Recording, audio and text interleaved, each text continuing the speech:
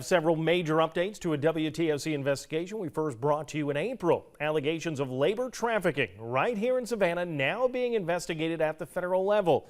Our WTOC Shay Schrader looking into this, and after she aired an original story, the Georgia Bureau of Investigation took on the case. And here's Shay with a closer look. That's right. And in just the past several weeks, the GBI has confirmed to me that the United States Department of Homeland Security is now investigating. We've also learned that the alleged trafficking was taking place in a warehouse on a property owned by the Savannah Economic Development Authority. We interviewed people who say that they're victims in the case. We have blurred their faces for safety reasons, and because they don't speak English, we communicated with them through a translator. The man translating the Chinese language does not wish to be identified. WTOC's own Ryan Tismaneski translated the Spanish language. We will follow this, constantly keep in touch, whatever we need to do, because this is absolutely deplorable, assuming this is going on. A little over a week after our first story aired, the Savannah Police Department was called back to the warehouse where more than 13 Chinese nationals say they were brought to work and never got paid. We went to the warehouse. There, we met a dozen more immigrants with similar stories. Do they know the name of the company? They all tell us that they were brought to the warehouse through various staffing agencies to work for a company which, according to a police report, is called eGreen Transportation. But who is eGreen Transportation? A website with that name says it's a transportation and logistics company that has roots all over the world, including in Savannah and in California, where the company's website says they're based. According to California state records, the business is officially registered as eGreen Transport Corporation to a person named Sang-Wen Chen. However, if you look up eGreen Transport Corporation in Georgia, there's no record of the company. So we started to track down the owners by finding out who owns the warehouse. In the search for that answer, we found that the warehouse is operating on a property owned by the Savannah Economic Development Authority. The warehouse itself is not owned by SEDA, but Safavia, a New York-based furniture company. Records show that SEDA began leasing the property to Safavia in 2016. We just have title to the property so that we can provide the abatement. Georgia law doesn't allow cities or counties to give ad valorem property tax exemptions to companies directly, but they can give such exemptions to development authorities like SEDA. So by extension, companies leasing from development authorities can get a tax break. Trip Tollison, the CEO of SEDA, says that helps bring businesses to the area. In this case, we did a 10-year property tax abatement for Safavia, and thankfully we won the business. We reached out to Safavia asking about their relationship with eGreen Transport Corporation.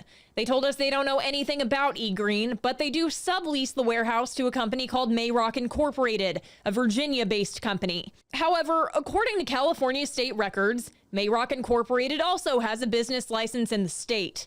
The address on their website is the same as the one on eGreen's website, and the records show the California branch of Mayrock is operated by Chen, the same person eGreen Transport Corporation is operated by. Safavia declined to comment further. Do you have any oversight when they begin subleasing a property? In this case, when we do the verification, when we go through the annual process, they are to disclose and let us know what is happening with the entire square footage of the facility. Which we've done in this case, and they've told us about who they're subleasing to with a small portion of what they have. And then so far so good, or at least what we've been told, so far so good. And unfortunately now there seems to be something going on. We also found that eGreen Transport Corporation is being sued in California court for a laundry list of alleged offenses, including fraud, receiving stolen property, unjust enrichment, negligent interference with prospective economic relations, and intentional interference of prospective economic relations. Named in the California lawsuit, along with Chen, is Monica Wang. The workers we spoke with identified her as the general manager of eGreen in Savannah. There's a manager, a female manager. Her name is Monica. This is a female manager. There's 3 Chinese, that person that they're together, partnered together. Monica's super rare to see her actually at the warehouse. She's never really there. Whenever she is there, if you do come up to her, she'll just kind of shoo you away. She's really only there when like disasters happen. So when the police came, she was there. We tried to speak with her when we were at the warehouse, but no one would answer the door. We also went to some of the staffing companies employees had been recruited by, trying to get in touch. Do you have any contact information for the folks at E-Green? No, I stopped full communication with them. Okay. I don't have no more communication with them. I think they even left Savannah. All in all, the alleged victims estimate that dozens of people are collectively owed hundreds of thousands of dollars. And they tell us that life has been tough after working for weeks with nothing to show for it. In this country, if you don't work, you don't eat. So they're looking to work somewhere else right now. The people we spoke with say they have hope that they'll see justice. After WTOC's original story aired, the Georgia Bureau of Investigation opened a case into the situation. Since then, they've confirmed to us that Homeland Security has taken over some of the alleged victims, telling us they've spoken to the agency's investigators working the case. They ask about when they got here, what did they work, or what kind of work they performed. Also the relationship that they're asking him, the relationship between the I guess the employment agency and the workplace, and then also who's responsible, the main responsible person. What is SEDA's responsibility to make sure that things like this aren't happening in their properties? If tenants or occupiers or the owners of that property are not doing or at least applying good business practices, we want to get to the bottom of it and make sure it doesn't exist.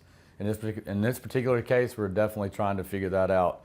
If this practice is going on, we want to make sure it's shut down immediately.